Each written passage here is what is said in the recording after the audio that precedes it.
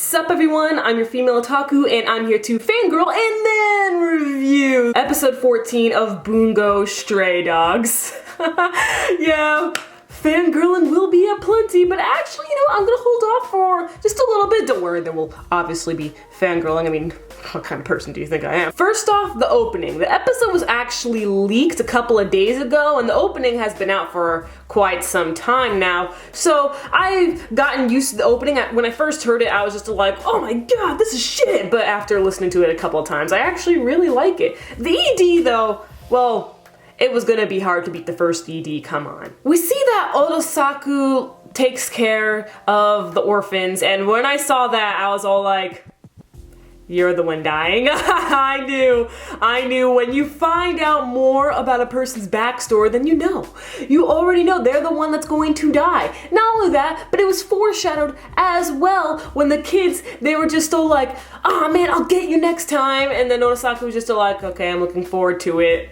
I was all like, dude, you just sealed your death right then and there by saying you were gonna come back. Now I know you're not coming back. And what do you know? That's what happened at the end of this episode. Otosaku got poisoned and his ability Flawless couldn't do anything about it to avoid that. So people are starting to believe that Ango is being a traitor to the Port Mafia, when really this was all going according to Mori's plan. Mori assigned Ango to act like he's a part of Mimic and he's really, infiltrating Mimic, but then Mimic found out, hey, you're a double agent, and so then Mimic was after Ango and was going to kill him, but then Otosaku came in to rescue Ango, but then Otosaku ended up dying. But in the meantime, when everyone's here for this video, is obviously to talk about Dazai, because Dazai was such a boss this episode. Oh my goodness, Dazai.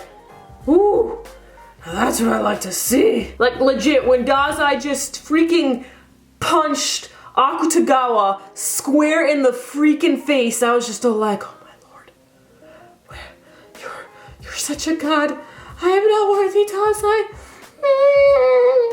Dazai had a plan to trap the members of Mimic and was going to keep them as hostages to find out, more information about who they are and what they're planning. But Akutagawa goes in and kills them all because one guy, he already committed suicide, we saw that, but another guy, he woke up early from the sleeping gas, stole one of the Port Mafia's guns, and was shooting his friends since Port Mafia already took out the suicide pill from their mouths, and all that was left was the guy with the gun. So Akutagawa finished him off. And that's the problem. Dazai was just like, listen, we're more than just killing people flat out. We could have used them to find out more about each and every single one of them, more about what they're planning and other things like that. But Akutagawa didn't seem to get it. So Dazai used Akutagawa as an example straight up. First, he punches Akutagawa as punishment to get Akutagawa to wake up, and then Dazai takes his gun. He's just like, Otosaku, he would probably take you under his wing and treat you with utter guidance and everything like that, but me, I'm not so righteous, and this is what I do to my subordinates. And Dazai straight up shoots Akutagawa 3 rounds, I believe it was. And then more of Akutagawa's power awakens. We see more of what his ability Rashomon can do. We already know in the future, from episode 3, we already knew that Akutagawa could do that, but apparently at that time, he could not. So Dazai was just like, see, so you can do it. See, this is what I mean. We don't have to just flat out kill people, guys. And oh my god, Akutagawa was just getting so pissed off. Oh man, and the fact Akutagawa just learned how to do that now. This was the first time he was successful at doing that. He could have freaking died straight up. Damn, bruh. Damn, Dazai. Oh my lord.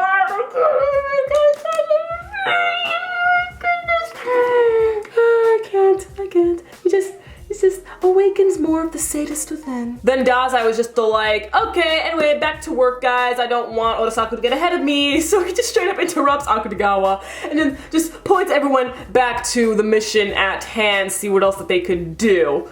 Oh my goodness, Dazai, I can't. You're the one. He's the one. He's the one. Of course, Kuroko is still number one. But Dazai, you're number two, and you're the one for me.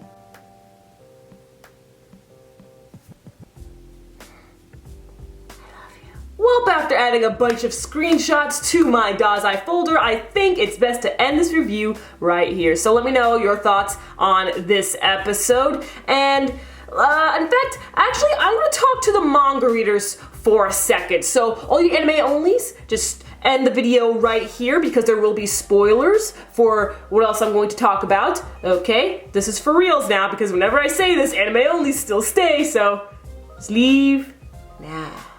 Okay, manga readers, so hopefully all the anime onlys left. If not, then they're going to be spoiled right now. But I want to talk about the pacing. You see, I don't know where the light novel ends because I haven't finished reading the light novel. If you remember, I said last week that I only read the prologue to the Dazai and the Dark Era light novel. So I don't know if this is going to continue on for next week's episode. If so, is it going to carry on for next week's episode, like the entirety of next week's episode, or just half of it? Because we know that the war arc is 20 chapters. That's a lot to cram in for, 10, 9 episodes. That's a lot. I mean, it's doable. It won't be so bad, but the more we delay it, the worse it gets. So first, what I'm asking is this how the light novel ends? If not, then how much do you think the light novel adaptation is going to take within next week's episode? We're definitely going to get a little bit of fast pace with the war arc. It depends on how fast they're going to go. Like, they could still adapt everything, just, speeding up the pace. Or they're going to take some battles out. Like, they might take out what happened with Ranpo and Edgar Allan Poe, So yeah, let me know if the light novel ends here, and if it doesn't end here, how much longer do you think this is gonna take? Because I doubt we're getting a season 3 confirmed, because Bones, they don't really do season 3 too much anymore. They just kind of stick with mostly 2 seasons and that's it. So yeah, I'm really worried how this could go down, because I really do love the war arc, guys. I really do. Anyway, catch me later as I review Yuri on Ice. I'm your female otaku, sayonara.